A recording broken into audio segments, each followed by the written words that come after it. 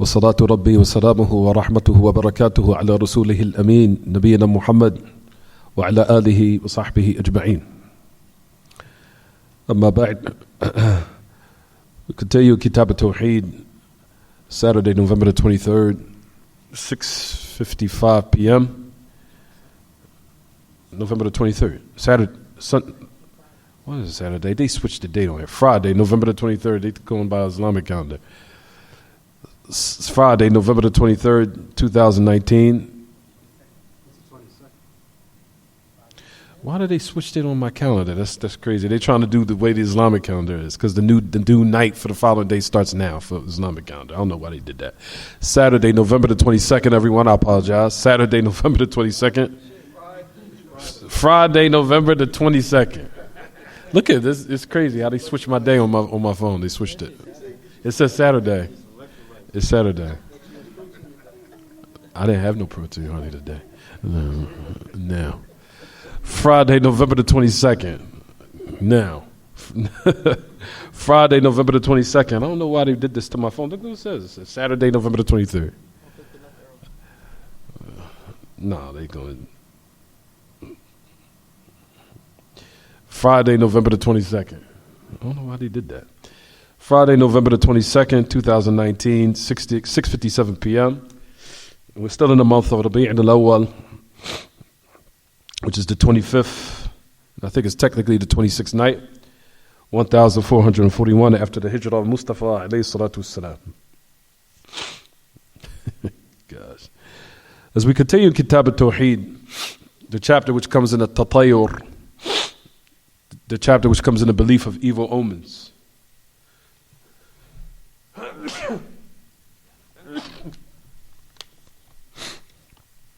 The chapter which comes, alhamdulillah, yahdikum Allah yuslihu balakum. The chapter which comes in At-Tawheed, as we completed the first narrations in the chapter, in which we stopped at the dua, which was narrated in Sunan Abi Dawood. We said this narration, even though the great Imam al-Shaykh Muhammad ibn Abdul Wahhab al-Mujaddid, rahimahullah, وجزاه عنا وعن المسلمين خير الجزاء, you'll find in the narration in Kitaab At-Tawheed on the authority, as it says on Uqba ibn Amir, we said that was incorrect. قد يكون وهم من الإمام رحمه الله وأثابه الله على اجتهاده. That you'll find that the great Imam, that he said on the authority Uqba ibn Amir, that we said in the last class that what is correct is on the authority of Urwa ibn Amir.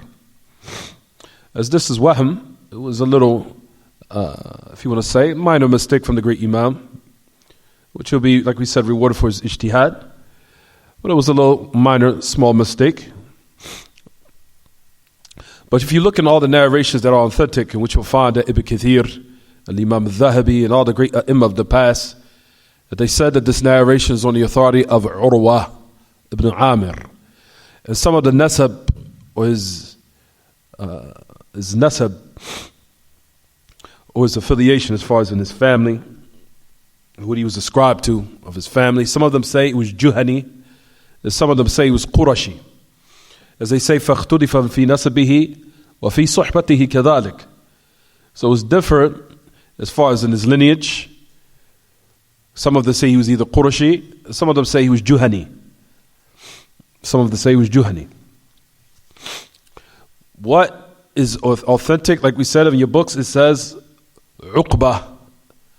But it's incumbent upon one to put in its place Urwa ibn Amir. Urwa ibn Amir al-Juhani al-Qurashi. That's what's authentic. If you look to all the books of hadith, all of them say that this narration was upon Urwa. Urwa, not who? Not the Uqba, the great Sahabi, the Uqba ibn Amir. So Urwa ibn Amir is different in as far as his lineage and in his what? And whether or not he was a Sahabi or not. Whether he was a Sahabi or not. As you'll find a great Imam al-Mizzi, from the students of Shaykh al-Islam Taymiyyah, was a great Imam, and he was a Bahr of Ilm, and his name was the Imam al-Mizzi, rahimahullah. The Imam al-Mizzi, which he authored a tremendous book that the students of knowledge need in a library called Tahdhib al-Kamal. Tahdhib al-Kamal. And also Ma'rifat Tuhfat al-Ashraf. Also, it was a tremendous book that students of knowledge need. But at any rate, it's like an encyclopedia of narrators, where all the narrators for each narrator has been gathered in this encyclopedia, about 25 volumes, by the great Imam al-Hafiz al-Mizzi. I have it in my library. It's about maybe 25, maybe I think almost 40 volumes. At any rate, the Imam al-Mizzi, he said about Urwa, he said, "Laysa lahu suhba tasih." He said, it's not been established for Urwa that he is truly a Sahabi. He said, it has not been established for Urwa that he was a Sahabi, that he was a companion. So you'll find that the majority of the narrators of Hadith, of this narration here, in Kitaab At-Tawheed, they'll say that it was Mursal. You'll find that Ibn Kathir mentions that, and Imam al-Dhahabi mentions that it's Mursal. Hal huwa Mursal Sahabi? If it was Mursal Sahabi, it'd be authentic. As we said last class, right everyone? If it was Mursal Sahabi, it'd be authentic. As I discussed this last class. As we touched on a little bit of science of hadith last class, a little, not a lot. I don't like to go too deep because we're speaking about Aqidah and Tawheed. But just a little bit, لا يضر. أحيانا إذا تطلب أن أستطرد فلا بأس في بعض الأحيان بين الفينة والفينة لا بأس بذلك. استطرد. When you leave off the topic from time to time for a side benefit, it's no problem, inshallah. For what we said, just for last class, just to sum it up so we can keep everything concise, we said that Mursal in the science of hadith initially means da'if. Initially it means a narration to be da'if. Why? Because we said irsal in a chain means a narrator was dropped out of the chain. That's what the meaning of irsal is, or mursal. There was a narrator dropped out of the chain. There was a narrator dropped out of the where? The chain. So this is considered a type what they call inqita'. That the chain of the narrator was cut. So as a result of it, it's considered what, everyone? It's considered da'if. It's min qismi ad-da'if. طيب.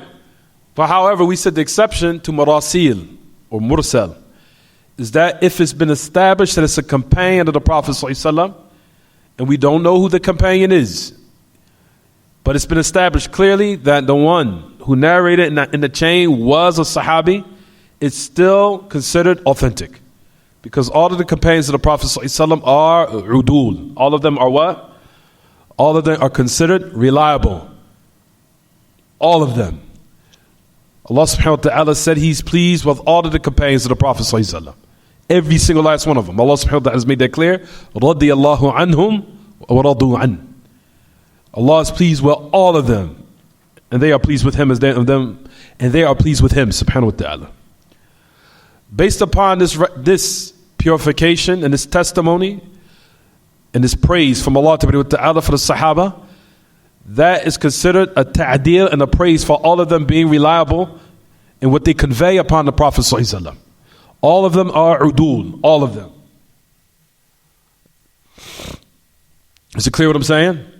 For that reason, that qa'idah, that principle carries on in hadith. It carries on in the science of hadith, where what they call marasil as-sahaba. If there's a chain that has been cut and it has been a sahabi that wasn't mentioned, but we know it was definitely a companion. And it was out of the isnad, meaning the name wasn't mentioned, but we definitely know it was a sahabi. That narration is authentic. Then still the chain is considered to be connected. Is it clear what I'm saying or not?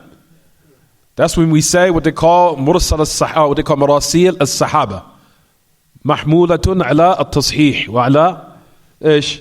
على أن السند متصل. If it's a marasil as-sahaba, where it's a sahabi, even though his name hasn't been mentioned, it's still applied as if the narration or the chain has been connected. There's no cut in the chain. You understand, everyone? You'll learn that in hadith. If we ever have the time, if I ever had the time, we would study that in the science of hadith, in which is something I would look forward to teaching. Because that's something that really, truly makes me happy, is to teach the science of hadith, in which that was a specialization when I was in college in the Medina. But anyway, so you'll find that the majority of the A'imma, from the past especially, from them, at the head of them, was Al-Hafidh ibn Hajar. He also mentioned that this narration is mursal. You find Al-Imam al-Dhahabi said it's mursal. It's mursal. But it's not mursal sahabi. It's a mursal of what we said, this individual's name was Urwa, in which you'll find the majority of A'imma say he was not a companion. For that reason, you'll find the great A'imma from them is Al-Imam al-Albani, rahimahullah, who graded this narration to be what? Da'if. Even though it's da'if, it's weak, but the meaning you'll find is still correct. The meaning is correct. And this dua, this supplication here, and I'll just read it quickly, let's read it again. As it says on the authority of Urwa ibn Amir, if like I said, if corrected, if it's in your book, Uqba, but it's Amir. قال ذكر تطيرة عند رسول الله صلى الله عليه وسلم فقال أحسنها الفأل ولا ترد مسلما فإذا رأى أحدكم ما يكره فليقول اللهم لا يأتي بالحسنات إلا أنت ولا يدفع السيئات إلا أنت ولا يدفع السيئات إلا أنت ولا قوة إلا بك. It says that tiyara, or omens, was mentioned with the message of Allah sallallahu alaihi wasallam, meaning in his presence. And it says the best of them are al-fa'lu, is a good omen. Right? We said that the message of Allah sallallahu alaihi wasallam, notice that he keeps comparing. If you notice in this narration, you know it's weak, what he said, but the meaning is correct. It says ahsanuha al-fa'lu, the best of the omens is a good one. So the Prophet ﷺ made the fa'al from what? From those omens. So we say even those narrations, and isnad is weak, but we have other narrations that said, when what you find where the message of Allah clearly made al-fa'al, or the word fa'al, where good omen was from what? Those evil ones. That he gave the exception. We said last class, they share as far as where and what is heard and what is considered from the aspect of incantations.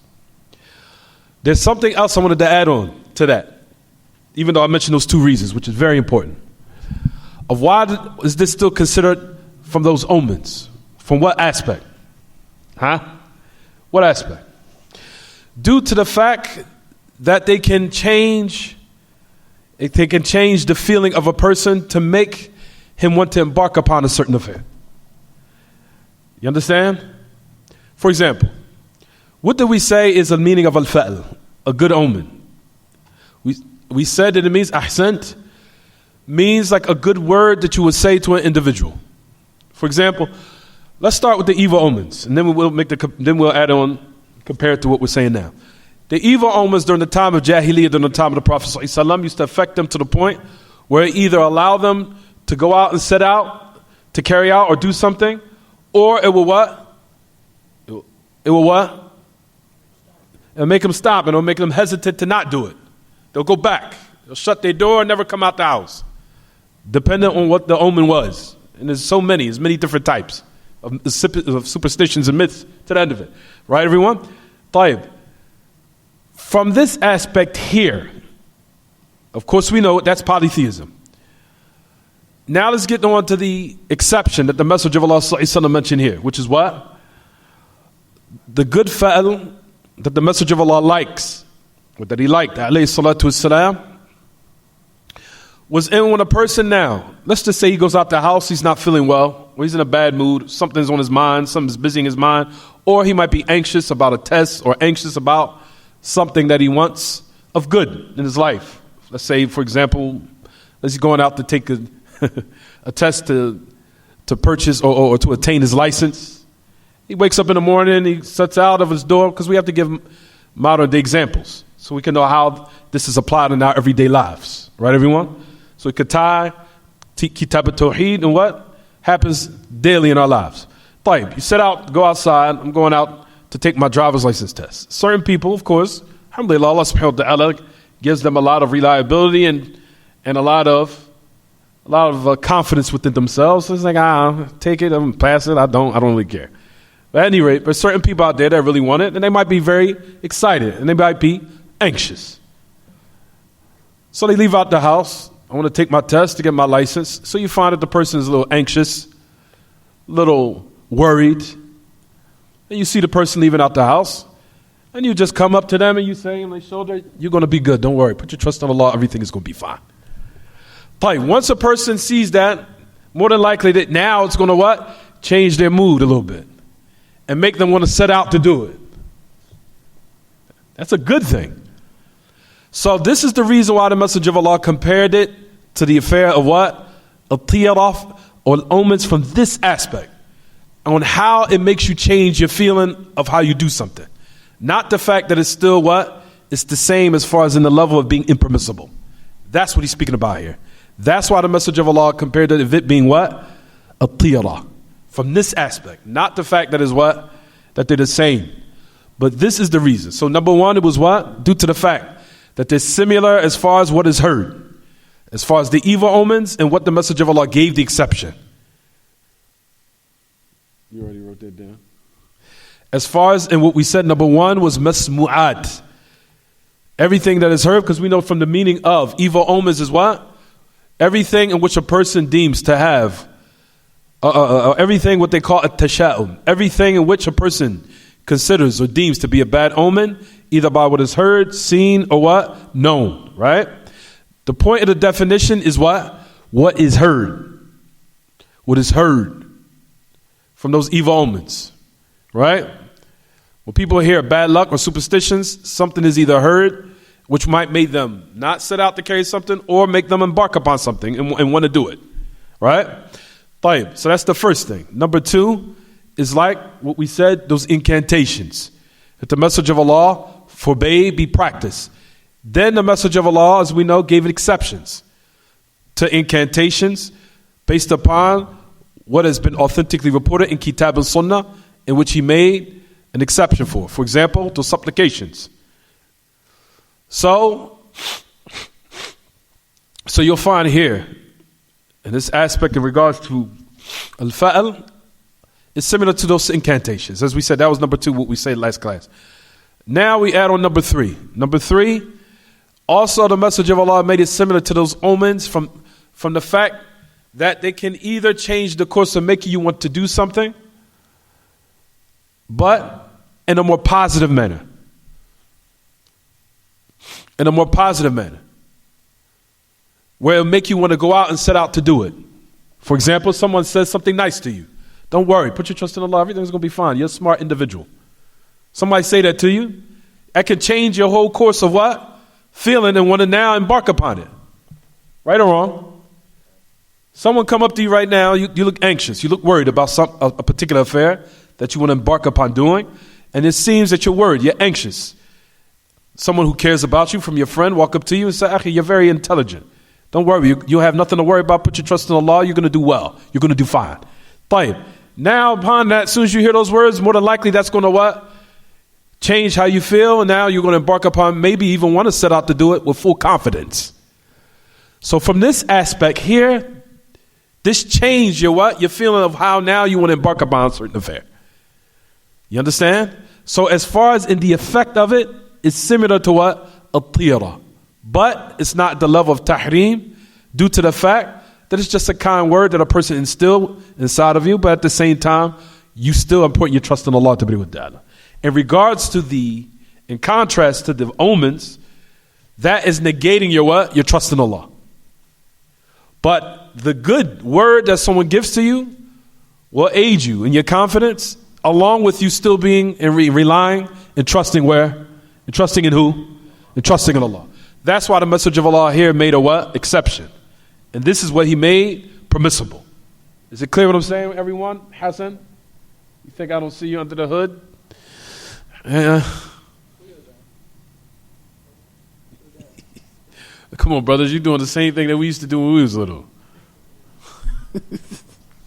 Used to be in class doing stuff, pushing up, pouring our heads down the back of class, pouring our hat down. I think we was a little bit more slick back before we were Muslim, as far as in the hood, in the back of class, acting like we sleep, huh?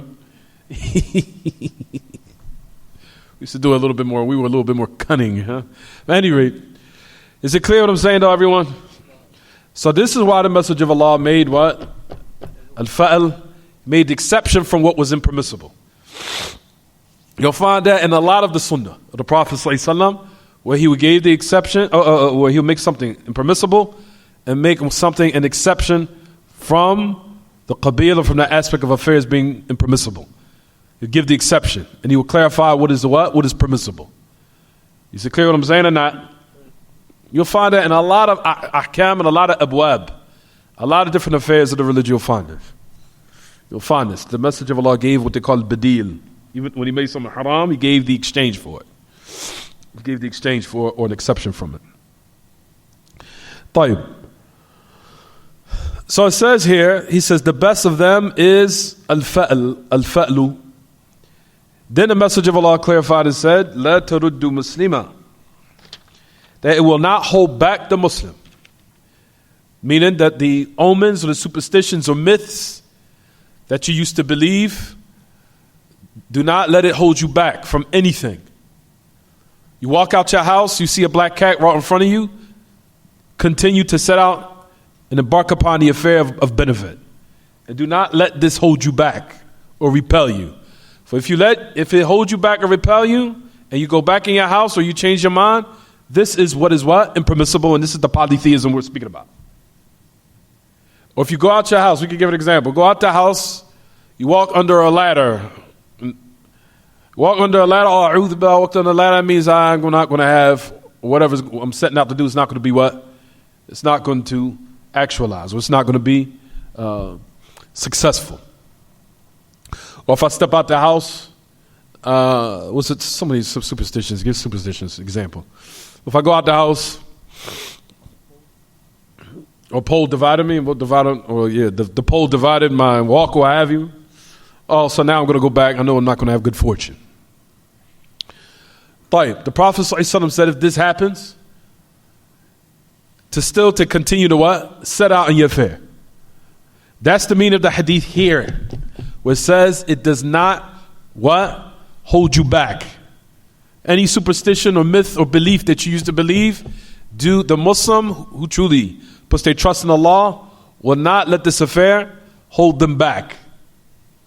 It will not hold them back. It will not repel them. Or will not turn them away. Don't worry. Trust me, all of us go through the same thing with these children. You don't think you're the exception. You think, oh man, all of us go through the same thing with these kids. Oh, you got to be patient. And what's so funny is about children, they take turns. If it's one will be up, then the other one will be tired. Then another one will be up, then another one will be tired. It's like they take turns. You understand what I'm saying? It's got to keep that patient. Even in the household, I'm certain people who's in a household with kids, who have a lot of kids, it's like they all alternate in which one wants to be nice today and the other one wants to get you on your nerves today. They all alternate. What's your question? What is it? No. So the superstition or myth, whatever it is, the Prophet ﷺ said in this narration that it does not hold back the Muslim. It does not hold him back, and it does not stop him. And at the same time, it does not what? It does not make him embark upon something. We're going to talk about that also. So it's not just in regards to something holding you back or making you hesitant in a certain affair or the daily affairs of your life. It's also pertaining to something that might be a type of encouragement to you for you to embark upon a certain matter. It shouldn't let you do that either. You understand? It's both. So don't think it's just an exception where it's just holding you back. But it also might make you embark upon an affair. All these superstitions and myths, birds, whatever, as we talked about. So we said in this narration, however, it will not hold back the Muslim. And if one of you sees what he hates, meaning if you get this feeling, then make this dua. Oh Allah, no one brings the good except you, and no one repels the evil except you. And there's no might and strength except with you. طيب. As you'll find, ya ma'ashal ikhwat, this is an example of dua to aid in one removing the whispers. But the origin, I want everyone to understand. The origin is, we have the hadith which is in Bukhari, where the Prophet ﷺ made it clear. We said, alayhi salatu wasalam, he said, Inna Allah tajawaza an ummati al-khata wal-nisyan wa ma haddathat biha anfusuha ma lam tatakallam aw ta'mal. So, even if you do get those whispers, we have this hadith which is al-Bukhari, where the Prophet ﷺ said, verily Allah has overlooked my ummah of what has done out of mistake or out of forgetfulness.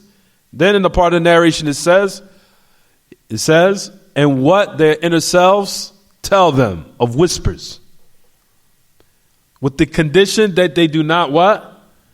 That they do not speak about it or act upon it. Is it clear what I'm saying? So the wasawis, or the hadith al-nafs, which is actually kalam. Excuse me, I'm sorry. Hadith al-nafs, which is not kalam, I'm sorry, because that's a refutation against the Isha'a. The Prophet ﷺ said that hadith al-nafs is not kalam. It's not speech, actual speech. It's just whispers. Right, everyone? طيب. So the whispers that one gets, he's not held accountable for it unless what the message of Allah here say?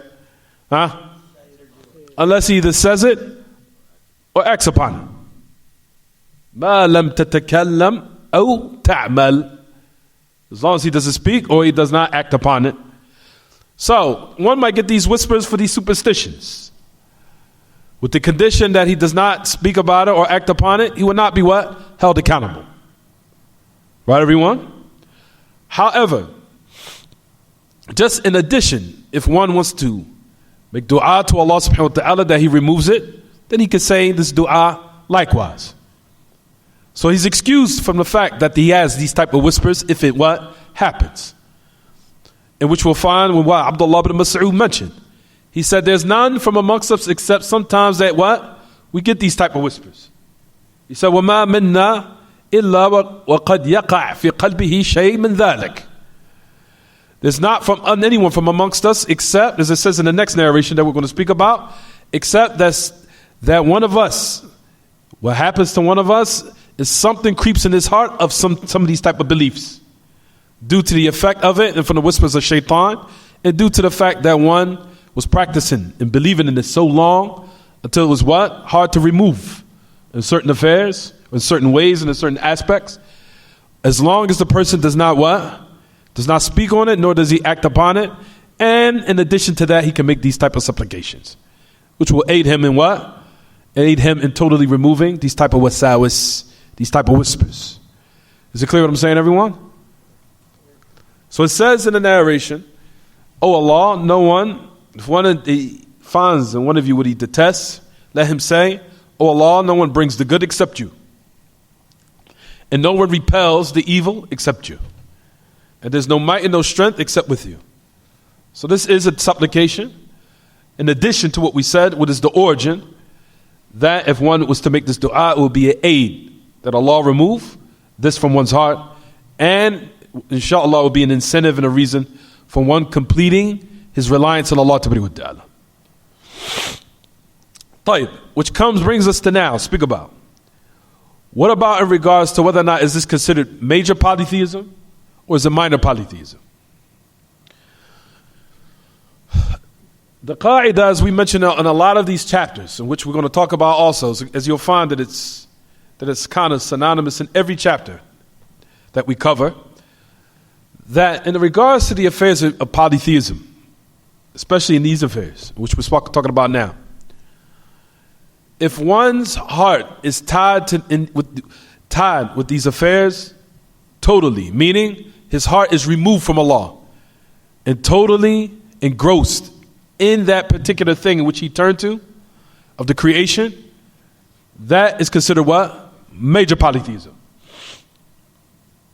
So if you totally believe in this myth, or these myths, with nothing connected as far as in regards to Allah subhanahu wa ta'ala having any power or jurisdiction of what takes place in this existence, and you have that belief system, that like we said, if it now raises you, it takes you to this level, then this is what? Major polytheism.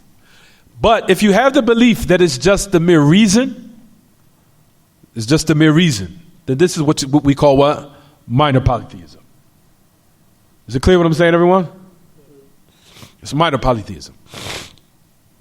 However, we said that if these type of beliefs, if you go out your house, you're in the street, you're in your car, or what have you, no matter where you are, you walk under a mistletoe, or something happens in the road of a superstition, belief, or myth, or someone that was sweeping the floor and they hit you with the broom. And we know from superstitions that you have to spit on it in order for what? To remove the so-called curse or remove the so-called bad fortune or bad luck that might come to you as a result of it.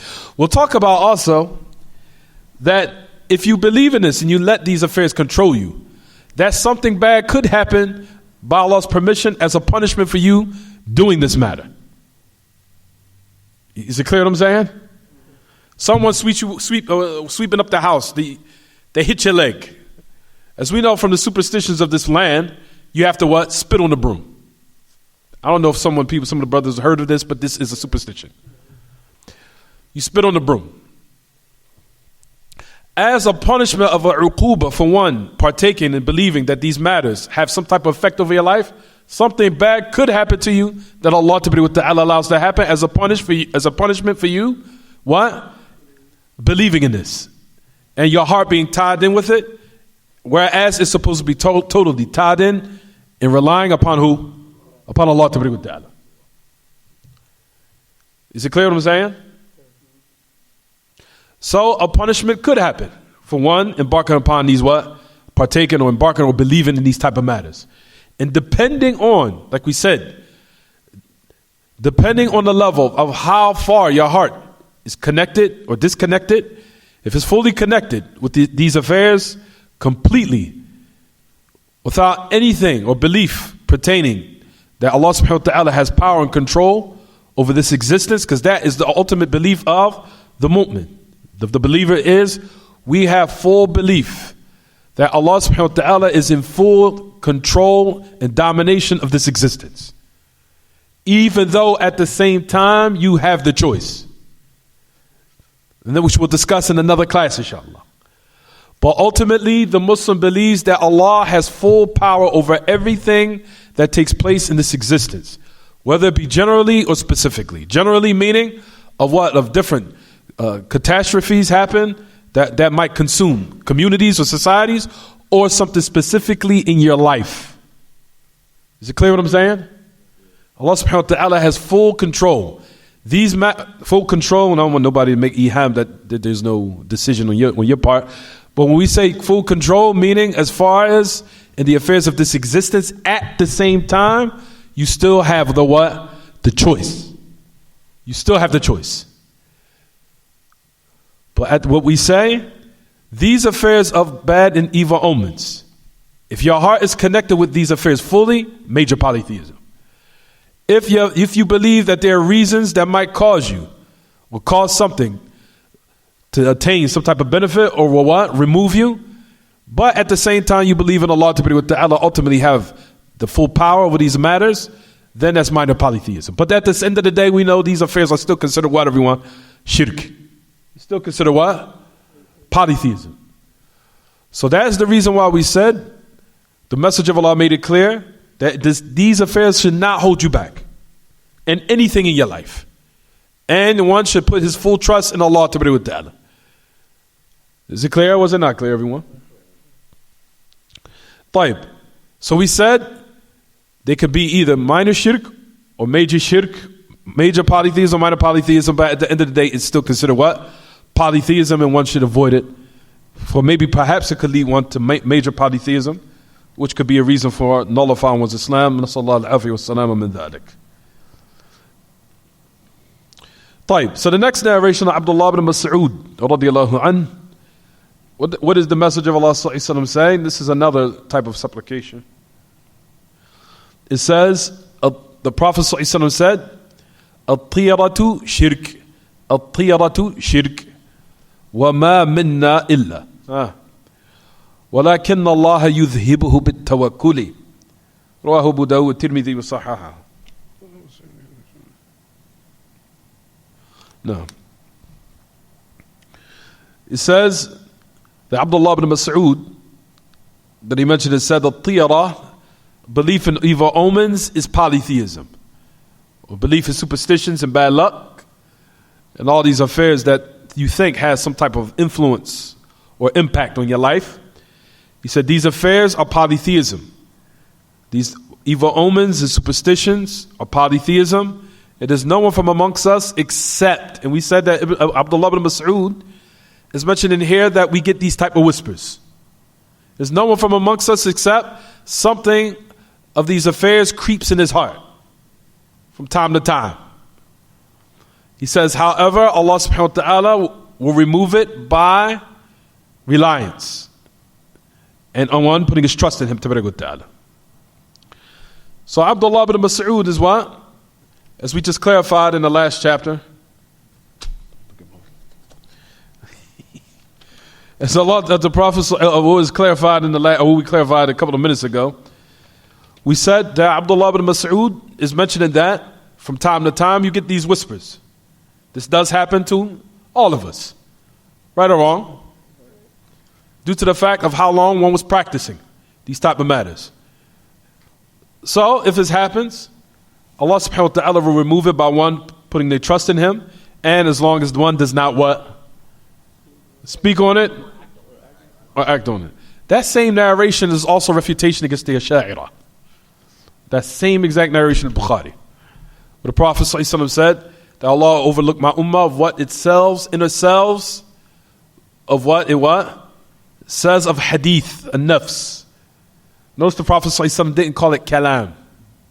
He called it hadith. Hadith and nafs. He didn't call it kalam. A person would say, how does that refute the Asha'ira? Side benefit. Don't ask me after I say this. Side benefit. This is a cast in Tawheed, even though it is connected from a lot of aspects because it is Aqidah. But anyway, that's something different. That's sifat. The Bible smells sifat. But anyway, the Prophet ﷺ, as we know the Asha'ira, this is a side benefit, everyone. Notice in this hadith, what did the Prophet ﷺ say? This is not in your book. This is side benefit. What did I say what's in Bukhari? Prophet ﷺ said, verily Allah has overlooked my ummah of what its inner selves, what their inner selves whisper, of what they call hadith, a nafs. Notice the Prophet ﷺ did not call it what? Kalam. Did not call it kalam. Didn't call it speech. He called it hadith and nafs. He says Allah subhanahu wa ta'ala has overlooked it as long as they do not what? As long as they don't speak about it, or act upon it. Once they speak about it, act upon it, then they'll be what? Hold accountable. Right? Right or wrong? Put your hand down, Hassan. Don't worry, we'll overlook you today. I know you guys alternate. Don't worry. We have patience. Oh, you have a migraine. He needs electrolyte powder. Well, that's why you had the hood on, because of the light? Yeah, that would do that. If you want to put the hood on because of her, I guess, inshallah, let's father you. Yeah, he needs the electrolyte powder. Migraines is an indication of low potassium magnesium. Once you give him that, it'll remove it instantly. You know how much I take every day? 5,000. 5,000 per day. You see him wide awake. Is that what you say? Now I went above, because if you work out, you gotta up it a little bit. If you work out, especially if you're lifting weights. But at any rate, for what we say, that's why you see him wide awake, right? And I only ate one time a day. But at any rate, so what I was saying in regards to this. So you notice the Prophet ﷺ in his narration, Bukhari said, what everyone? What did he say? he called what was done inwardly in oneself what? Hadith al-nafs. Right? طيب. The Asha'ira said that the speech of Allah, the kalam of Allah Ta'ala, he's making me feel bad. I'm about to go get him some. The Prophet ﷺ, the Asha'ira say that the speech of Allah Ta'ala is what? Is speech that's done inward in oneself. They call it kalam nafsi. Kalam nafsi. They said the speech of Allah is not real, it's metaphorical, and what is done inwardly in oneself. So the speech of Allah is not real. He said it's metaphor, it's not real. It's done, what was done inwardly in Allah. Inward speech. Shaykh al-Islam used this hadith in Bukhari, right here, that I just spent right now, to refute their nonsense. He says, where the Messenger of Allah himself said with his speech that's done inwardly is not kalam. It's hadith al-nafs. So the fact that you called it Asha'ira kalam nafsi is batil, due to the fact that if that was the case, now listen to this. Now listen where Shaykh al-Islam crushed them. This is where he destroyed them, right? He said here, if kalam, if what was done inside one's body or in his inner self or in his mind or what you think, if that was truly speech, that would necessitate that when we pray, once you get a thought, your salat is batil. Because we know at the end of the day, you cannot speak in the prayer, right everyone? If you speak in your prayer on purpose, your salah is what? It's nullified. Due to the fact that if you make what they call kalam, which you speak, of course, and which you say verbally. Upon what, I'll say it again, the Asha'ira say that kalam is what's done inwardly. Kalam. So Asha'ira, if that's considered kalam, then everybody that's praying Isha'a, Fajr, Dhuhr, soon as you get your thought, everyone's salat is what? Batil. Does it make any sense? Do you get it or not get it? Or do I have to repeat it? That's the reason why he said hadith al-nafs. Hadith al-nafs is not kalam. In order to show that kalam is something that's truly what? It's uttered. It's uttered. It's made with words and speech. It's not done inwardly. If that was the case, or if that wasn't the case, the hadith would not necessitate that if we acted upon or said it, right everyone? As long as we don't act upon or say or make kalam, we're not held accountable. Until we actually what? Make the kalam, even to verbalize it with our lips. That's when you're held accountable. Right? Upon the belief of the Asha'ira, the hadith is the meaning of that hadith does not apply. Rather, as soon as you have thoughts in your mind, you're held accountable. That's what the Asha'ira believe. As soon as you have inward thoughts of evil, you're held accountable. Because to them, kalam is what's done what? Inwardly. See how Shaykh al-Islam killed them? Killed them. Shaykh al-Islam killed them. He said if that was the case of Sha'ira, then everyone would be held accountable for just whispers inside of themselves, because to you, speech is what? Was done inwardly. So that means a lot of people will be held accountable for just having bad thoughts in your mind. So we're all going to be held sinful and accountable. And we know Allah subhanahu wa ta'ala says in his book, clearly, after what he mentioned in his book, which is the last ayat in Surah Al-Baqarah, what he says, رَبَّنَا لَا تُؤَاخِذْنَا إِن نَسِينَا أَوْ إِيش أَخْطَأْنَا فَقَالَ اللَّهُ تَبَارَكَ وَتَعَالَى لَقَدْ فَعَلْتَ. Oh Allah, do not hold us accountable for what? لَا تُؤَاخِذْنَا إِن نَسِينَا أَوْ أَخْطَأْنَا. Of what we done out of forgetfulness, of what we what? What we done out of mistake. Allah Tabaraka wa Ta'ala said, verily indeed I've done it for you. طيب. Also likewise these narrations of the Prophet ﷺ, upon with the Asha'ira and their so-called belief of what kalam is, every time you have an evil thought, you're accountable for it. Because to them, kalam is what's done what? Inwardly. Is it clear or is it not clear? You understand? So that same hadith in Bukhari is a refutation against the Asha'ira that Shaykh al-Islam used. We'll learn that in Bab al-Aqidah and Aqidah al-Wasitiyah. That'll come inshallah. But anyway, that's just a side benefit. نستطرد الآن استطردنا مرة ثانية صح؟ طيب الآن نعود إلى أصل الموضوع. We'll go to the original topic. طيب, so Ibn Abdullah ibn Mas'ud. So we return back to the topic. Focus. طيب, Abdullah ibn Mas'ud رضي الله عنه, he says, There's none of us except that he what? He has these whispers in his heart that it comes. However, Allah subhanahu wa ta'ala removes it by what? By reliance. And one putting his trust in Allah. طيب, we already covered that. Next narration on authority, Ahmad, the great Imam. On the authority, hadith, Ibn Amr. Who's Ibn Amr? Musa, look. Hadith Amr. Yeah. When he gets home, give him some of that. If you have some of the electrolyte powder, give it to him. It will take away his migraine. That means he's dehydrated. Anybody has a migraine, take some electrolyte powder. It'll instantly remove your migraine. Instantly. Ibn Amr. Read it. Amr. No, Umar. Amr. Amr. Abdullah ibn Amr. تفضل. I'm just messing with the kids. تفضل. With Ahmed. No. Who's Ibn Amr? You guys don't know who Ibn Amr, not Umar. Amr. Huh? Abdullah ibn Amr ibn al-As. He's one of the Abadila. He's one of the Abadila. One of the Abadila al-Fuqaha. He's called Abad. He's from the what they call the Abadila. Abadila. What does it mean? Abadila means those from the Sahaba whose name was Abdullah. That's when you see what they call Ahadul Abadila, whose name was Abdullah.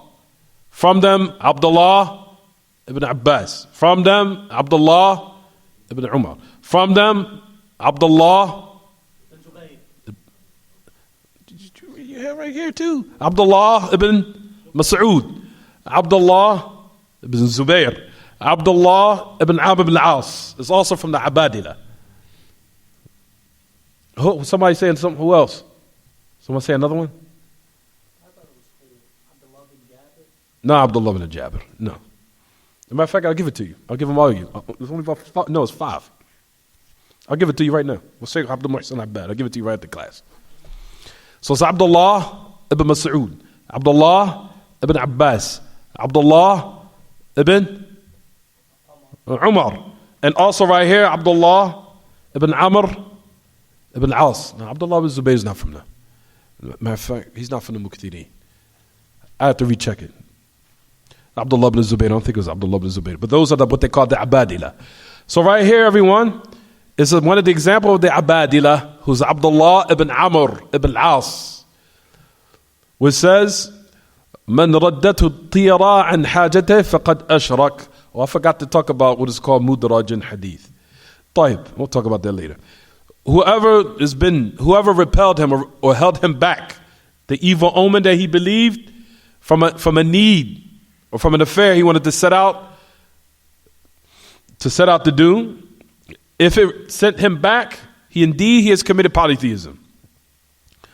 He said, they asked, "O Messenger of Allah, what is the atonement, or what is the kafara? What is the recompense for that?" He said to say this dua, "Allahumma la khayra illa khayruk, wa la tayra illa tayruk, wa la ilaha ghayruk." He said, with the Messenger of Allah sallallahu alaihi wasallam, he said, what is the remittance for that? He said that you say, "Oh Allah, there's no good except your good, and there's no tayr, no omen except yours." Just listen. "And there's no other deity worthy worship other than you." طيب. So this is another example of a dua, everyone, of what? That one can make.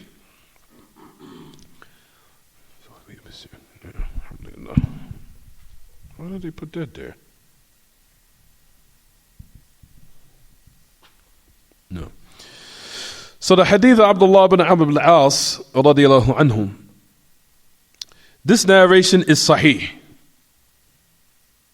Some of Ahl-Ilm did say it was da'if in the isnad because of an individual.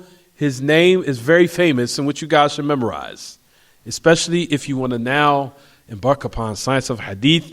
His name was Abdullah ibn Lahi'a.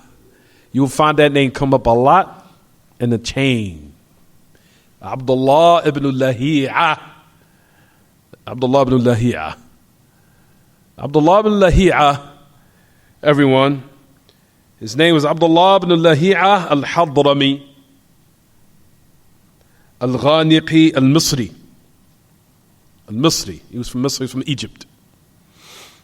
Abdullah ibn Lahi'a was an alim. He was an alim, a scholar of Egypt.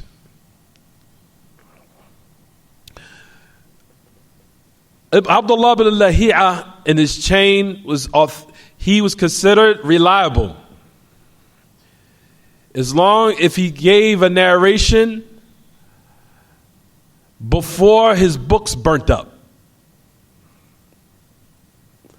If he narrated a narration before his books burnt up, then his narration is authentic. Before his books burnt up.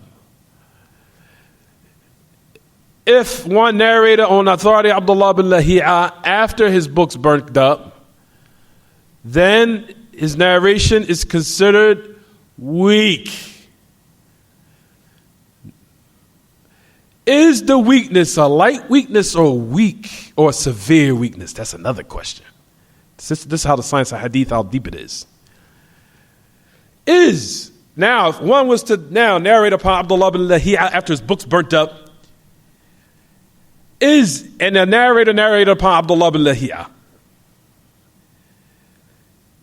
If he narrated it after his books burnt up, and the chain is considered what? Weak.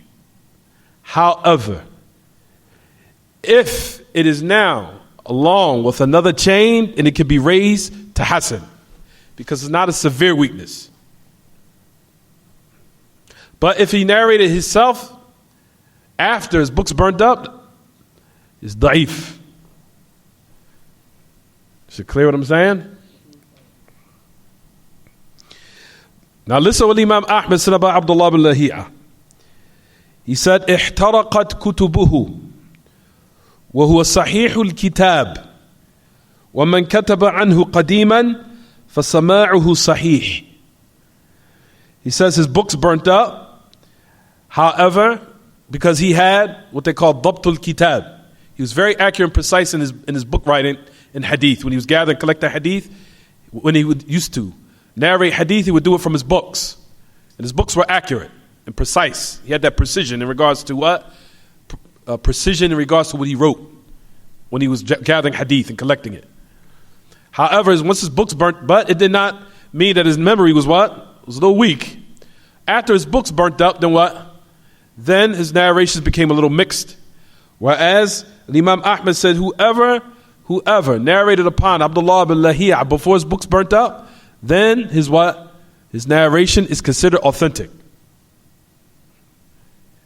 So when a person now looks into the isnad, you have to look at whether or not, if Abdullah bin Lahi'a is in there, don't just go quick to say, khalas, da'if. Hold your horses. Is the sama' when it was heard, was it before his books burnt up or after? If it was before his books burnt up, it's what? It's authentic. If it's after his books burnt up, then it's what? It's da'if.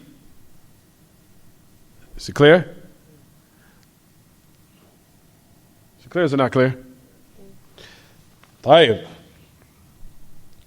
However, here in this narration of what we're mentioning here, Kitaab At-Tawheed, here you'll find the great A'imma say that this particular narration, even though Abdullah bin Lahi'a is in it, this narration is what? Is authentic. That there's no good except your good, and there's no what? There's no omen except yours, and there's no deity worthy worship other than you. But based upon this narration, we say this narration is what? It's authentic. Like we said, Abdullah bin Lahi'a, if the narration was done before his books burnt up, it's considered what? It's considered authentic. A lot of people in hadith, especially who study, who have been in the science of hadith, they know Abdullah bin Lahi'a. We used to hear his name all the time, especially for people who study chains and narrations. But one has to be very careful. Abdullah bin Lahi'a, his books burnt up, try to find out whether or not it was done before or after. And even afterwards, his narration is accepted what they call al-mutaba'at wa shawahid, because his weakness is not severe, because he was still reliable as far as he was a trustworthy, truthful person. But if his narration after his book's burnt up, it's considered weak. But however, if someone else comes to support his chain or his narration, then it raises to another level of what they call sound. We'll talk about that later. Don't ask me no more about this. Let's talk about hadith. Science of hadith is later. Raise the level of Hasan. Hasan li ghayri, not li dhati. At any rate, so we'll talk about here later. So it says here in the narration that there's no good except what? You're good. There's no omen except your omen. And we talked about the meaning of this. And there's no a deity where they worship other than you. طيب. The Prophet ﷺ made it clear that a tiyara is something that will push you and hold you back and make you hesitant from what? From you carrying out or taking care of a need of yours. And it says if that has now held you back from a certain affair, then what? You have committed polytheism. Says it clearly. He said, فَقَدْ أَشْرَكَ. You leave out the house, you seen a black crow on top of you. Oh, subhanAllah, my day is not going to be good. I'm going back in the house. Prophet ﷺ made it clear, if you do this, then what? You committed polytheism. Is it clear? I seen a black crow in the sky. Oh, subhanAllah.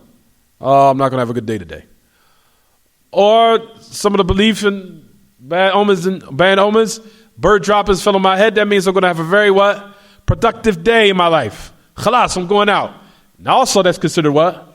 It's considered polytheism. So it's not just here that it held you back. We said it's also for what? What made you embark upon something. So don't think just because this narration said it held you back, that means that's it. No, there's another meaning to it. Is it clear what I'm saying, everyone? The other meaning is that it might be an incentive for you to do something. Is it clear? طيب. Whoever does that, indeed, he has committed polytheism. طيب. Ask you guys another question. طيب. When it's mentioned here, indeed, he has committed polytheism. Is it major or is it minor? Or is it in it details? طيب. What's the details? Jade. If his heart is totally connected with this affair, major polytheism. If you believe it's just a reason, but still, you know that Allah subhanahu wa ta'ala is still your Lord and that the affair returns back to Him, then what? Minor. But it's still considered what? Jade. So you guys understand that. So it says in the narration, what is the expiation for that? What is the atonement or the expiation? What's the kafara? He says that you say that, oh Allah, there's no good except you're good. And there's no tayr, there's no omen except your omen. What does that mean here? We already explained this in the last classes. What does it mean? There's no omen except your omen. Look to the ayat. How we explain the ayat to the beginning of the chapter? Jayyid. However, we gave a little bit more details in that, but ultimately, it's to show that Allah subhanahu wa ta'ala, all these affairs are from you of good and evil. What? Is it clear or not clear? طيب. From Hadith Fadl ibn Abbas, let's keep going, everyone. Hadith of Fadl ibn Abbas. So now, alhamdulillah, the great Imam al-Shaykh Muhammad ibn Abdul Wahhab, rahimahullah, I'm about to stop. Don't worry. Start looking at eyes. Look. طيب. What the Prophet ﷺ, where he mentioned and said, I'm sorry, everyone. The Hadith of Fadl ibn Abbas, where it says, verily, an omen is what made you embark upon something, or what will held you back. So now here, this makes it more clear and explains the previous narrations. So it's not just something that holds you back from doing something, but it's also something that may even what? Be incentive to make you do something. Is it clear? Is it clear or is it not clear, Musa? طيب. So that made it clear what we're talking about here. So a person can make either the dua from the last part, but keep in mind we said that the asl is, the origin is that one is not held accountable if he gets these whispers, unless he what? Speaks on it or what? Acts upon it. But if one wants to now bring something additional that will aid him and having one remove these type of whispers, then he can make these type of supplications here. Is it clear what I'm saying, everyone? To make these type of supplications so it can remove it totally, and it'll be an aid for one having his heart tied in with Allah ta'ala completely, and one relying upon him subhanahu. Is it clear? طيب, let's read the masail. We have to read the masail so we can finish, so we can start the tafadhal. You want to? I did. That was what we did. Fadl ibn Abbas. We just did it. I did it. Yeah, we did. That's something I just explained. You guys paying attention? I just explained it. You guys might need some fatty acid oils. Don't worry. Pass it around. You guys will be all right. طيب, read the masail. Explaining the saying of Allah, rather their evil beliefs based on their omens are about Allah, that most of them do not know. With your omens are for you. جيد. The first matter is what? الأولى تنبيه على قوله ألا إنما طائرهم عند الله مع قوله طائركم معكم إن ذكرتم بل أنتم قوم مسرفون. طيب, the first thing is the awareness of the statement of Allah ta'ala. Verily your ta'ir, verily their ta'ir is with Allah. What's the meaning of that ayah? Just a simple answer. I don't want a long answer. Just give me a couple words, one sentence. What is the meaning of this ayah, which is in Surah Al-A'raf? What was the meaning? You want to answer?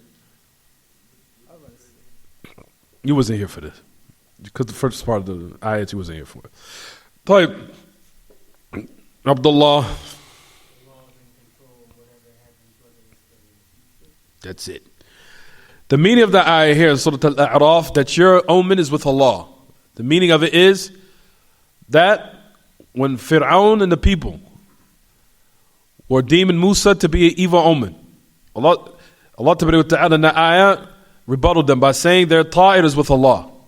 Meaning, the good and the evil is allowed to happen by Allah ta'ala. Both. Allah subhanahu wa ta'ala has allowed the good and the evil to what? Happen. By some wisdom. That Allah subhanahu wa ta'ala knows and we do not know. طيب. Now what about the statement where they said, your omen is with you? What did we say? The next ayah, which is in Surah Yasin, what happened with the two people who were sent to the village. I wanted somebody else, but تفضل. Go ahead, Abdullah. ما هناك أحد يجرأ على الإجابة إلا أنت. تفضل.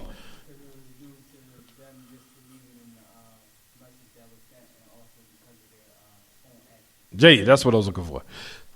So the first ayah is talking about all these affairs.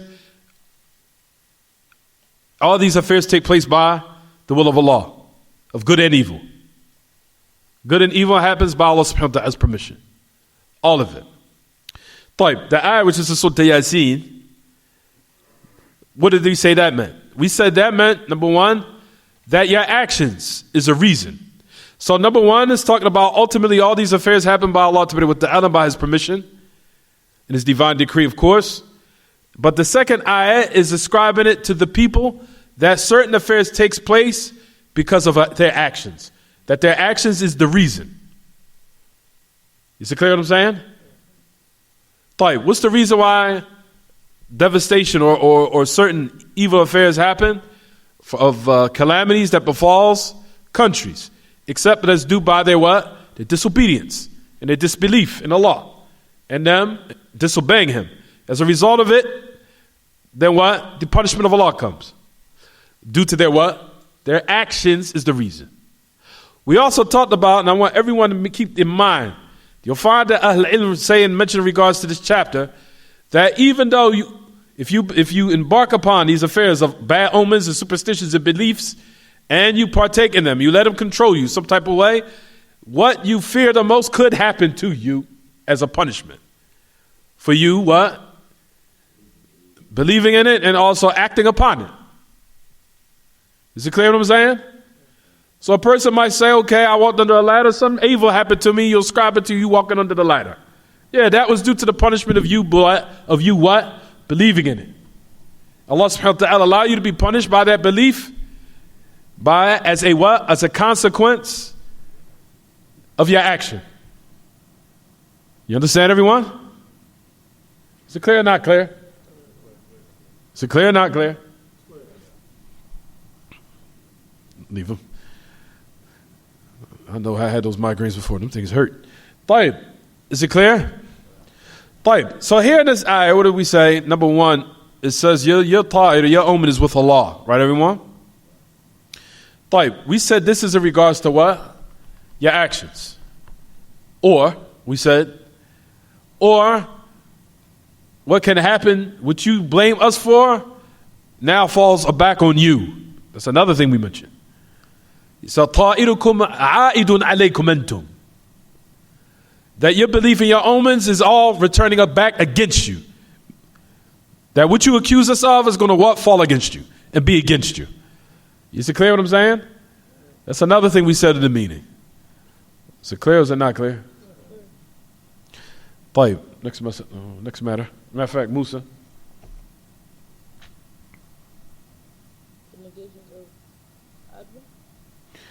Jayid. The negation of a contagious sickness. I told you to write in your book what the adwa means. Did you write it? You write in your. Oh, that's not your book. If that's your book, write it in there. Right, just put adwa means contagious sickness. There's no contagious sickness. What is the meaning of it? What does it mean, Ahmed? There's no contagious sickness? No. What is the meaning? There's no contagious sickness. What's the meaning? Is it negating there's no contagious sickness? Is that true? There's no such thing as a contagious sickness? طيب, well, what's the meaning of the hadith then? What's the meaning?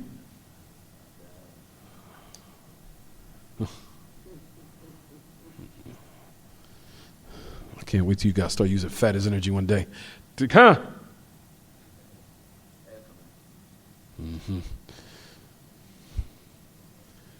I know you guys know. I wanted to do something from the kids.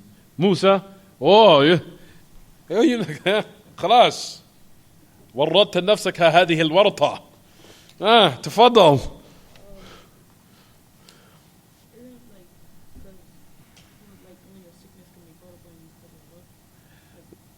That's a good answer. That's the good answer. The meaning of there's no such thing, or there's no contagious sickness, meaning there's no contagious sickness that is passed on or transmitted except by Allah's permission, or affects except by what? Allah's permission. That's the meaning of the hadith. We said that this narration was refuting what, everyone? The beliefs of the people of Jahiliyyah. What was the beliefs of the people of Jahiliyyah? We said what? That they used to believe in Jahiliyyah that these sicknesses transmit, or they affect by itself, by its nature of what it is. They just move and they affect people. So they used to have the mu'taqad, the belief that these affairs have nothing to do with Allah subhanahu wa ta'ala, and that Allah has no control. These things by its essence or in its innate nature, they are passed on, and nothing of the divine decree or the power of Allah has any type of jurisdiction over these sicknesses. That was the belief of the people of Jahiliyyah. Is it clear? They used to believe this. However, the people of Iman and the Muslims, we believe ultimately that these affairs are transmitted by what? By Allah's permission. Allah subhanahu wa ta'ala is the one that allows that certain people be what? Afflicted. And that the sickness passes on to someone else, in which we see every day. How many people, like we said, we see in arenas where people what? Mix with people who's sick, and they walk out of there and they never what? Never become sick. Happens. Intermingle amongst certain people, they never become sick. Then you have the opposite. You might have people who's around who's not sick at all, and then you become sick. Huh? Is it clear what I'm saying? Oh, where I get it from? Everybody I was around was okay. Is it clear what I'm saying? So ultimately these affairs go back to Allah Ta'ala, in which we said Al-Hafidh bin Hajar that he mentioned in Sharad. If the iman of the abd, if it becomes strong, of course, and he knows all these affairs happen by the permission of Allah Ta'ala, ultimately, then if he puts his trust in Allah, then these affairs won't harm him. And if he does become sick and harmed, then he knows it's by Allah's permission in which Allah allowed it to happen. He said, how many times did we know during the time of the Sahaba? As we know, the Sahaba were the strongest of people of faith. As it was narrated, and this is not for anyone to do, and I think the narration has some da'f in it, was in Sirah, that Khalid bin Walid took some poison. And he said, Bismillah alladhi la yadurru ma'ismihi. بسم الله الذي لا يضر مع اسمه شيء في الأرض ولا في السماء والسميع العليم. He said that dua. Took some poison and then it didn't affect him. He was saying that in order for what? Remember what I said though. In order for what? To show of what was considered to be a what? A general benefit for a lot of people. That was the condition. During the time of the Sahaba, I gave you examples of this a couple of classes ago. Where we'll find the Sahaba, where some of them, as we know, where Allah subhanahu wa ta'ala nullified the reason due to their strong faith. And when they were setting out to a battle, what happened? Did they travel overseas with a boat or did they walk on top of the water? They walked on top of the water. So that was to give aid to what they are upon of the truth. And it was also to let them know ultimately to show it was an honor for them by them following and the barakah following the sunnah of the Prophet ﷺ. In which they did something which was better than the miracle of Nuh. In which Ibn Kathir mentioned his Bidayah wa Nihaya. He said the sunnah of the Prophet, this was to show how the Prophet ﷺ was the greatest prophet and messenger. And he started mentioning the reasons, Ibn Kathir in his Bidayah wa Nihaya. He started mentioning the reason why he was the greatest prophet and messenger. And I told this 1,000 times. Where he brought a whole chapter, said what the message of Allah was given was either something similar of all the prophets or something better.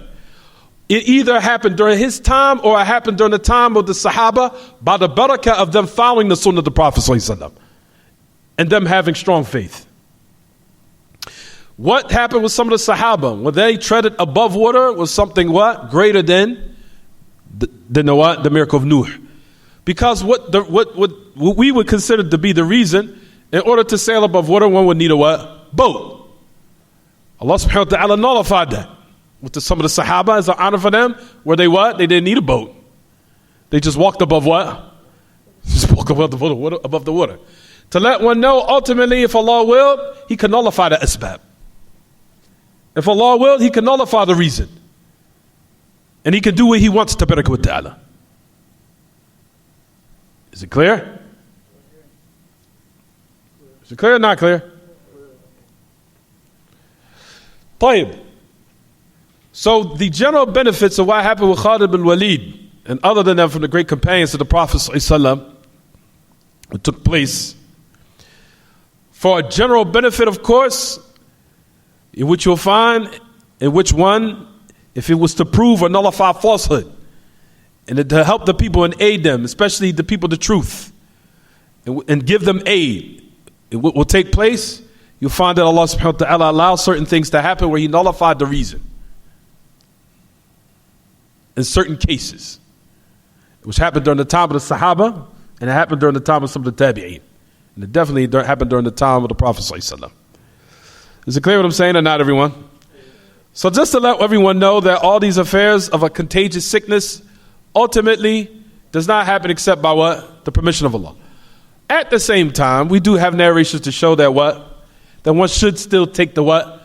The precautionary measures and the reason. So that's not for one to now go outside in 0 degrees and he's running around with shorts on. Nobody's saying that. Is it clear what I'm saying, everyone? Still, one should wear a jacket. One, take the reason. Take the asbab, the means to protect yourself. Keep yourself warm. But ultimately, if you get sick, it was by what? By Allah subhanahu wa ta'ala's permission. Is it clear what I'm saying, everyone? طيب. Next, number 3. The negation of what? Tiyara. I think that's clear. طيب, fourth.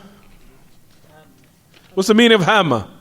Tafadal. The owl. Now I'm looking at the owl. That's what I saw in Sheikh bin Baz. Sheikh who?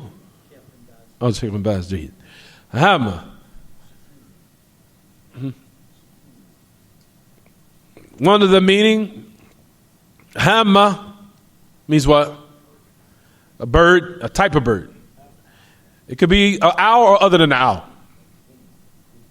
A boomer. Boomer means an owl. No, but there's another. Brothers, you don't think I just rely on one explanation. I rely on about 4 or 5 of them. طيب. One, it could mean an owl or other than an owl. Number 2, the meaning of hamma.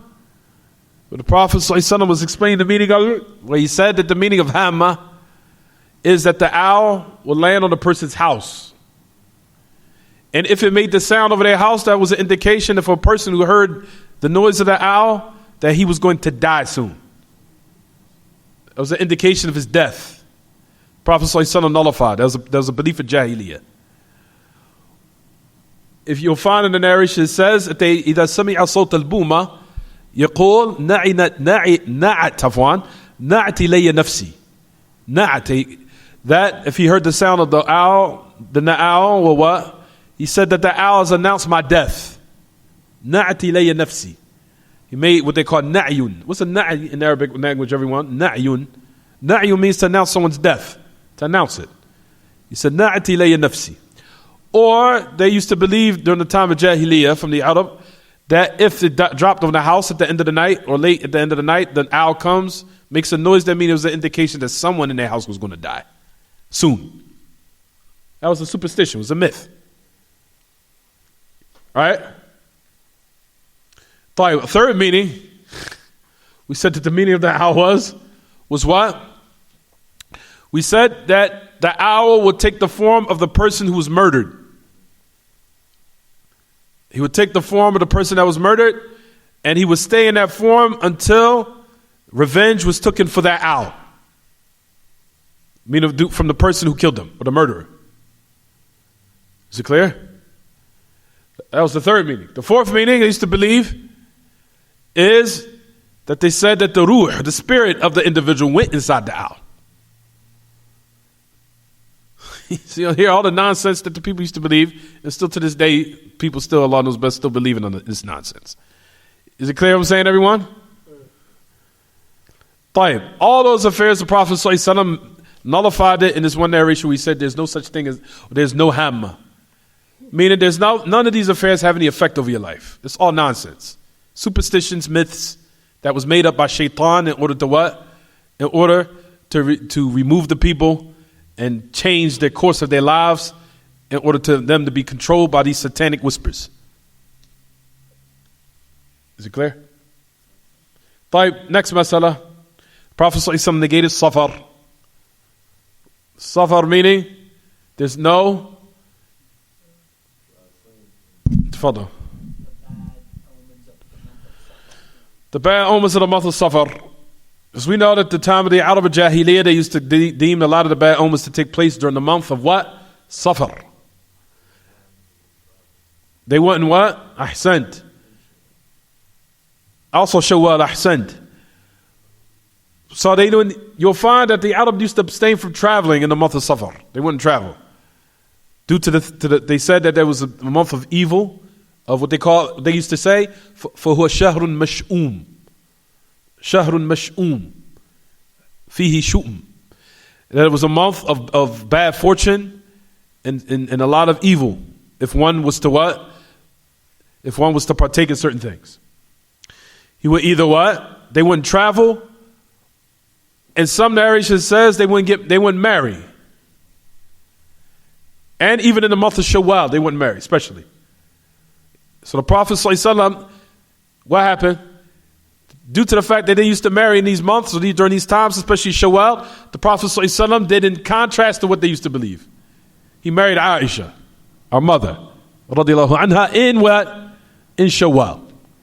To let everyone know, to nullify these type of what? These beliefs. Is it clear? Is it clear or is it not clear? طيب.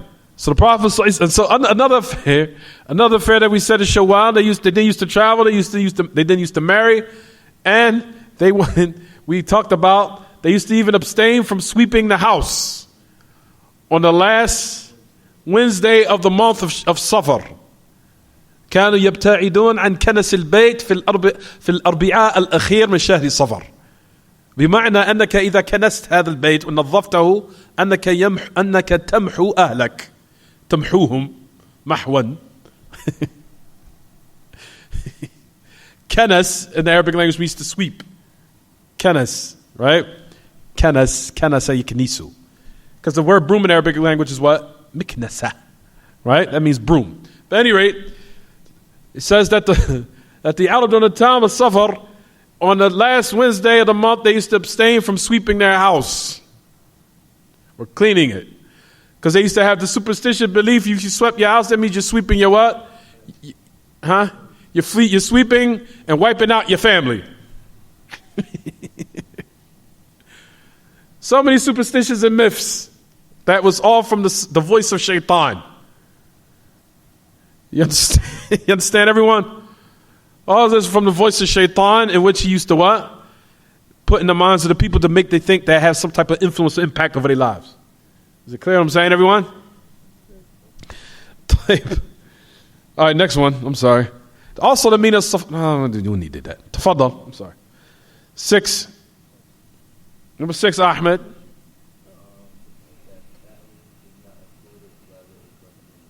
That the meaning of fa'al or good omen, but we explained the meaning of it. We said fa'al here. Next is something that will bring one to be what? What do we say? Mutafa'il. To be what? Optimistic. Optimistic. Because the word fa'al in the origin of the Arabic language also means to be optimistic about a situation. Mutafa'il. Kun mutafa'ilan wa la takun mutasha'ima. Be what? Optimistic, don't be pessimistic. So the word fa'al, the Prophet ﷺ made the exception here, but when he explained it alayhi salatu wasalam in a hadith, he made it clear. If you look in your books, what is the exceptional message of Allah? What is the fa'al? The Prophet ﷺ explained it. He just said what? A kind word. There's a narration of Bukhari, I want everyone to also hear. There's another narration. It's not in Kitaab At-Tawheed. It's in Bukhari. Where the Prophet ﷺ mentioned it, said, Al-fa'al alladhi yasma'u huwa al-kalimatu at-tayyiba as-salihah yasma'uha ahadukum. He said that it's a good word of righteousness, a kind word that one of you hear. That one of you hear. Is it clear? And we have different narrations about this. When the Prophet ﷺ, in which certain Sahaba from their names of Wahab, and one of them, if he come and he said Wahbul Khair, Wahab, he's come with bringing some good. If he loved a name, especially if he had a good name, and he would use his name to say a good word about him or to make the situation more positive. Is it clear what I'm saying, everyone? Especially if he had a good name or a nice name. Tafadal. Ahsant. Ahsant. The name of the narration which comes is Sulhul Hudaybiyah. The Prophet ﷺ said, Suhail has come. فَسَهَّلَ لَنَا الْأَمْرِ. In which, inshaAllah, the affair will now become Sahl by Suhail. Anyway, it's Suhail. He said that Suhail, he said he's come, and notice the Prophet ﷺ used his name to bring a good word, to bring some positivity. He says, سَهَّلَ لَنَا الْأَمْرِ سَهَّلَ اللَّهُ بِهِ هَذَا الْأَمْرِ. He said that Allah has, by Suhail, has made the affair Sahl, easy. So the Prophet ﷺ will use these names of certain Sahaba and use certain words in order to what? Bring some positivity to the situation. And that is what the message of Allah encouraged, be what? Used. Is it clear or is it not clear? Jayyid. Next one.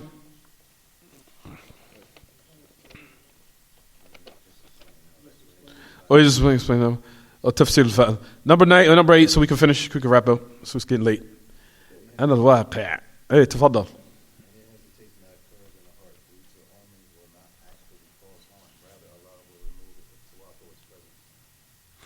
جيد.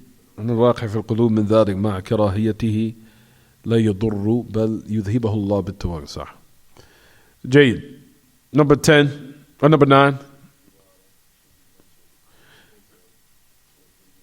ذكر ما يقول من وجده. Now, the supplications that can be mentioned if he finds that. Number 10. The tiyara is what? Is shirk. And also the last one, number 11. It says blameworthy tiyara. As if there's a praiseworthy tiyara. What's the praiseworthy tiyara? We just said it. Al-fa'l. Ahsant. Jay. But what the most praiseworthy, what the most condemned here also is what repels you. Is it clear? Will hold you back. It's also condemned. It's a shirk. If it holds you back, or if it what? Or if it pushes you forward to embark upon something. Is it clear? Don't give that man some lecture powder. Lecture powder. He's the one who need it. My son always gets migraines. As soon as I give him migraines, what about him? He takes some? No, they got it together, my lecture product, and they went in. I don't know where they're at. You give it to business. So did you take any today, Hassan? There you go. Did you play some basketball or something today? He still needs it. I give it to my son too. My hard-headed son also doesn't listen. I tell him to take it, and he says I'm all right. Then 3 days go by. He starts to get trolley horses, and he starts to get all these crazy migraines. And of course, the famous way they say it: eat a banana. Eat a banana. Eat a banana. The banana is what's going to cause it again, because as the whole quantities of sugar, it removes the potassium out your bloodstream. That's the reason why the high blood pressure medicine is terrible, because it's a heart medicine and it's a diuretic. Diuretic is what removes water from the body. They call it the water pill. The water pill removes the minerals, which removes the potassium, which causes the high blood pressure to remain in your body. So at the same time, what is so-called suppressing the high blood pressure is still causing at the same time. Because it's removing the water out your body, which they call a diuretic. The diuretic removes the water. The water, every time you use the bathroom, it removes the minerals out your body. So when you take up high blood pressure medicine, at the same time as it's so-called lowering the blood pressures, they say, but at the same time it's still what? Causing it. To keep you addicted to it.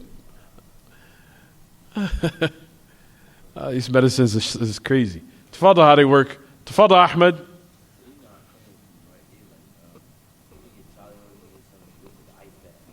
That's not true. They probably say take an ice bath because of the magnesium that's in Epsom salt. Epsom salt has magnesium in it. But there's no affirmed study that magnesium is salt, or the type of magnesium is absorbed in your body through that type of what? Through that type of salt or magnesium. Because Epsom salt, if you look on the back of it, is actually magnesium. That's all it is. It's magnesium. But has no been a firm study that it actually is absorbed to your skin through the bathtub. So it's best just to take it orally or take foods that have it in it. You understand? And you have a lot of different types of magnesium. You got magnesium orotate, you got magnesium glycinate, you got magnesium orotate, magnesium glycinate, you have magnesium orotate, magnesium glycinate. Glycinate helps you go to sleep. You have orotate, then you have I can't remember right now. There's so many of them. There's 4 of them. I can't remember all of them right now. It's been a long time. The glycinate, orotate, and you have magnesium, malate, glycinate, orotate, malate, and you have another one called magnesium. Magnesium sulfate is Epsom salt. But then you have magnesium, the one I take every day. I can't even remember. It's all tied in together. But at any rate, those things are very important for your human body. That is what you'll find the majority of people are suffering from. The majority of Americans are lacking in magnesium, potassium. If you guys don't take that, you will have high blood pressure, you will have heart palpitations, You will have migraine headaches. You will have pain in your joints. You will have weak muscles, weak muscle strength. You will have weak bones, and you will have brain fog. You will have. You'll also get a stroke. You'll also have heart failure, and the list goes on. Oh, I forgot, high blood pressure. You'll also get diabetes to the end of it. The list goes on. Brothers, it's very important to also maintain your body's nutrients. Tafadal. Last thing, tafadal. So if you coincide when goes by the weather, like the weather, like it changes, and you say, oh, well, since it's fine. They're starting to link heart failure also to lack of potassium, magnesium too. They're linking that to heart failure because your heart is a muscle, and it has an engine inside of it. The engine inside of it is made by the potassium. The potassium, and it makes it beat. And it's in the bottom of the heart. And it makes it beat properly. If it's not there, what you think is going to happen? It'll skip a beat first. Then it'll lead to ultimately failing. Heart failure. And the majority of the American diet, we don't get enough of it, and we eat foods that remove it from our bloodstream, which is high carbohydrate diets. Tafadal. You said something about changing the winter solstice or whatever, about the weather.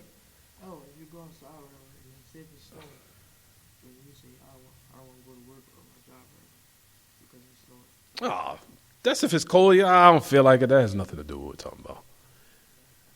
Tafadal. What about, I read something, the mood of your women, that like to see omens in your women, or like the mood of your women, maybe that's something. Have you ever heard anything like that or no? In Kitaab and Sunnah? Yeah. A mood of your woman? Yeah, like, you know, if you're going to embark on something and your women are at ease, then, you know, then inshallah it'll be easy. But if your women have apprehension about it, then maybe you can go through it or something like that. I read that sometime, or heard it sometime a few years ago. I don't know, maybe I'm imagining. No, I know what you're talking about. I'm about to find it right now.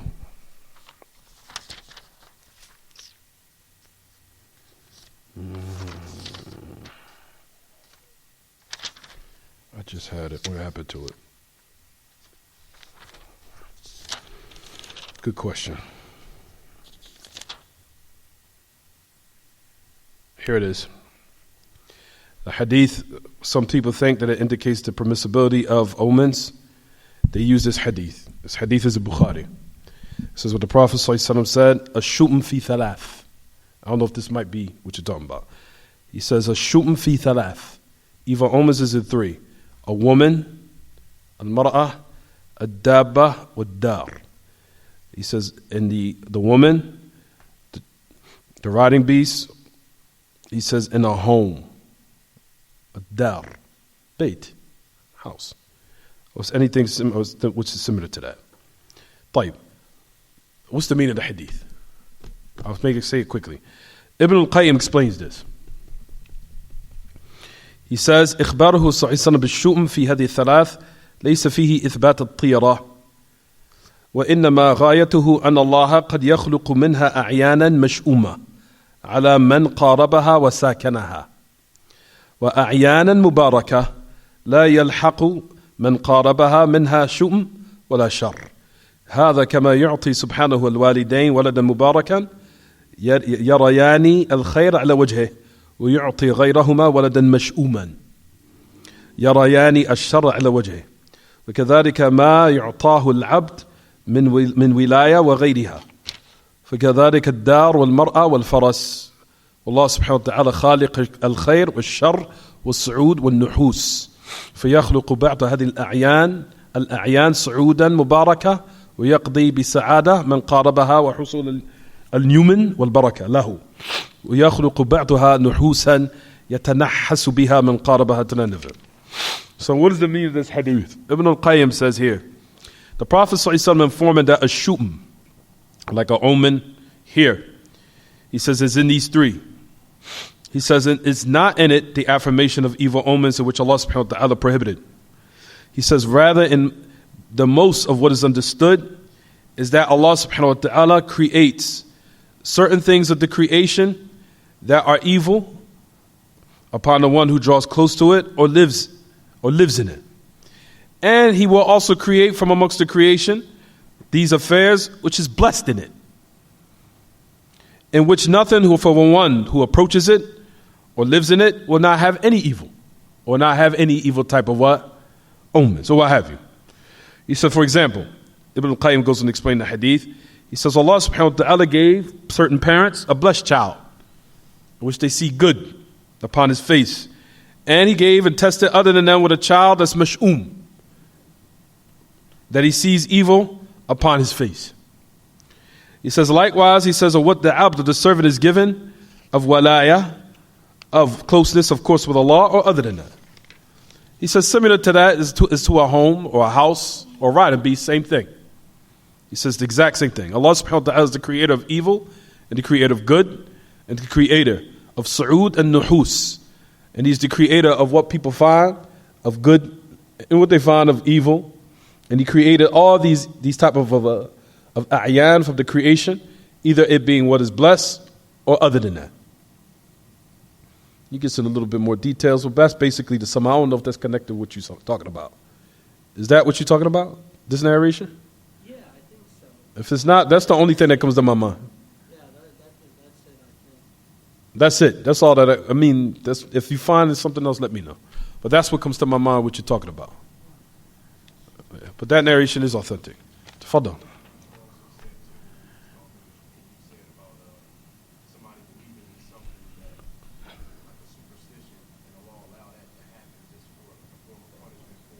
Ahsan. No. We don't believe in karma. There's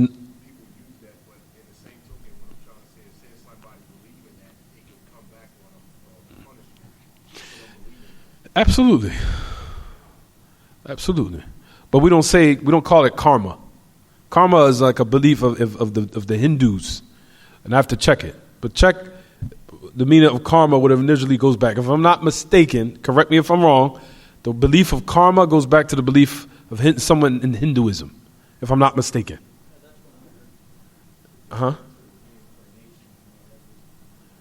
karma is like something when it comes back around and you get repaid for it as something you did, either instantly or later on.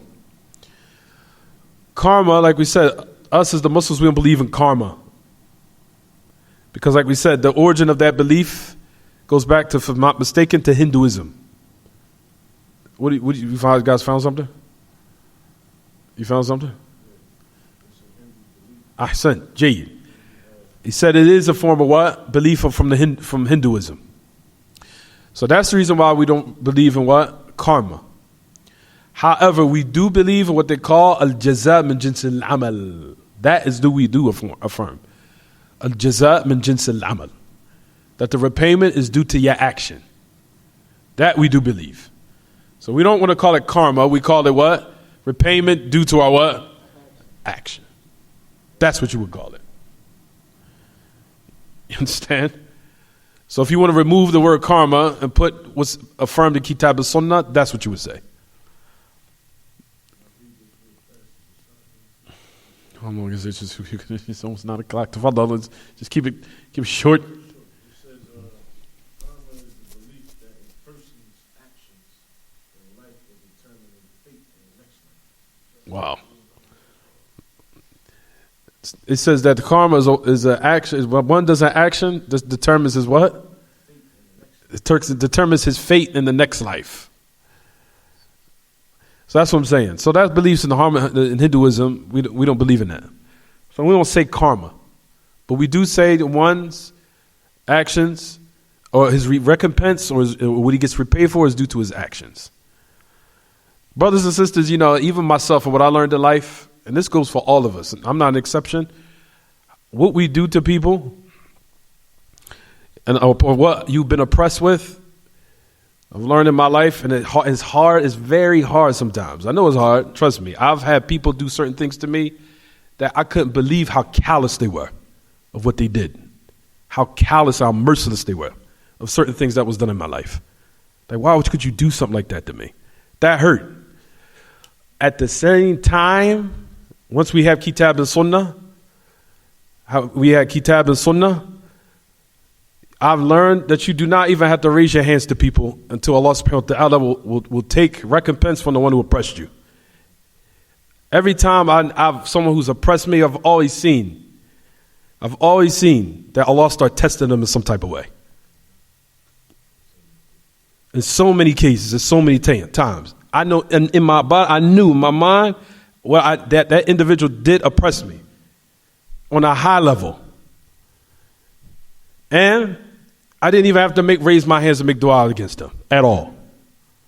You just seen the individual started being tested to the point where I started feeling sorry for him. I even wanted to come give him a hug to certain people.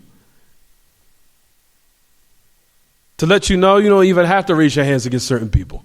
You don't have to. Because the repayment is due to what? The actions you do. That's life. You cannot do what you want in life and expect good. You can't.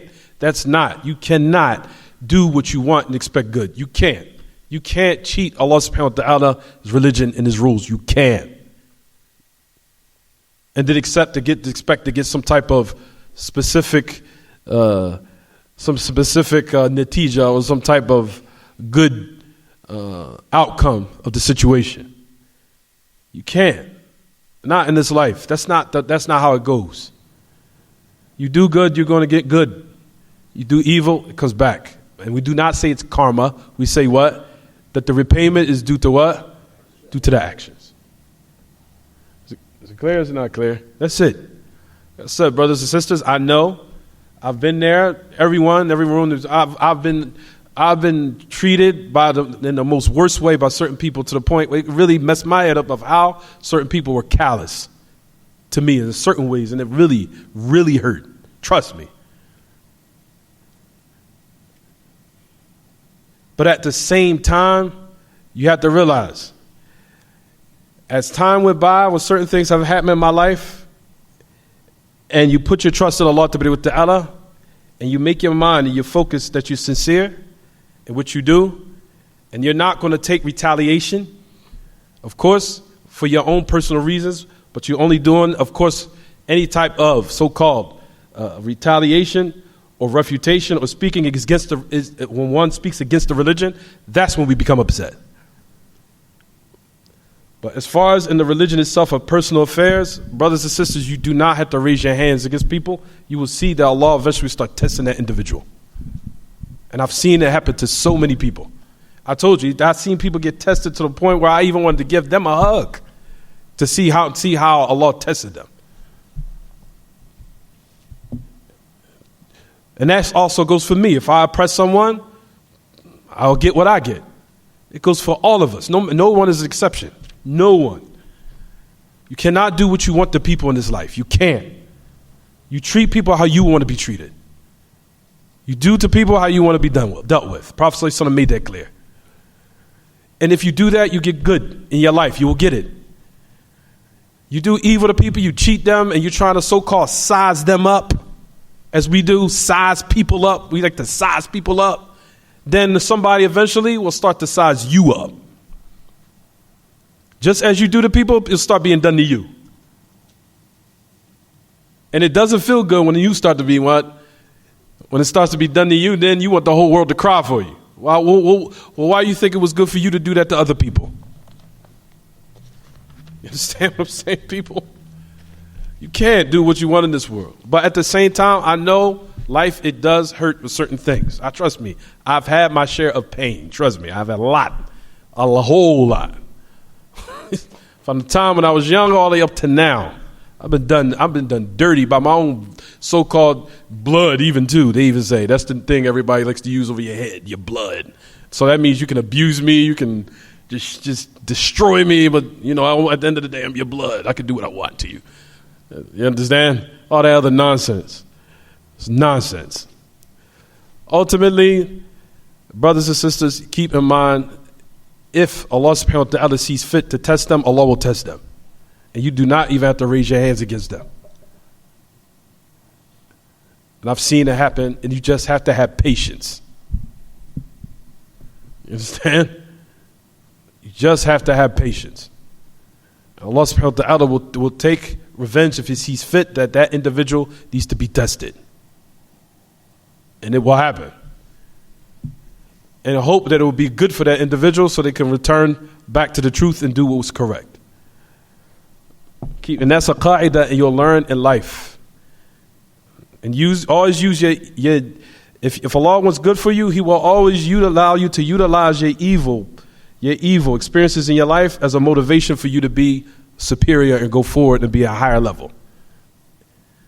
If Allah wants good for you, utilize that for you to be on a higher level and you to be a person of high status. Because the hard hits you can take, it's not about you falling, it's about you being resilient and getting up and still keep going. That's what it's all about at the end of the day. All of us have taken L's, all of us have had fallen on our faces. All of us have been on our low points in our lives. That happens to everyone. But at the end of the day, the determining factor is whether or not you're able to get up from what you fell and you can still be upon what's correct after you fell, or are you going to allow that evil thing to happen and make you go deeper and deeper to a deeper hole? Where you start to now become even more what? Depressed. Now you're starting to go now to a satanic level where you're starting to lose your religion. You're starting to fall off. Those are the things that Allah subhanahu wa ta'ala tests us with in our lives. Allah throws us a calamity in our lives to see if you're going to use that so you can use it as an incentive to be a better person, or you're going to use it as an incentive to be a worse evil person. It happens to everybody. And you just have to be prepared for when it comes and for you to be tested, because it's going to come.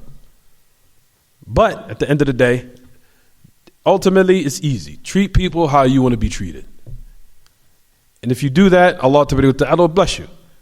Especially if you treat people with kindness and treat them with respect, treat them with integrity, and treat them how you want to be treated, Allah subhanahu wa ta'ala will bless you.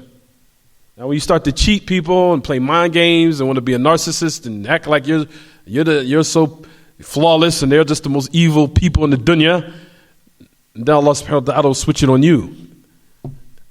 And Allah is in control of our hearts. And you don't know, a person might have loved you and you did them dirty. Then Allah makes your heart attached to another individual who you love, and then they do you dirty. And that's how it comes. That's what happens. Because Allah's control of everybody's heart. Can make your heart, you fall in love, love a person, then they crush your heart. And then you be in tears, cried up, bald in the corner somewhere. Then you have to reflect on how you treated another person like that. This is the dunya, this is life, this is how it is. Treat people how you want to be treated. Is it clear, everyone? We'll stop here. Sallallahu sallam wa baraka ala nabina Muhammad alayhi mas'ubina wa ala alihi wa sahbihi wa sallam. Subhanaka Allahumma bihamdik. Shanu la ilaha illa anta astaghfiruka wa atubu ilayk.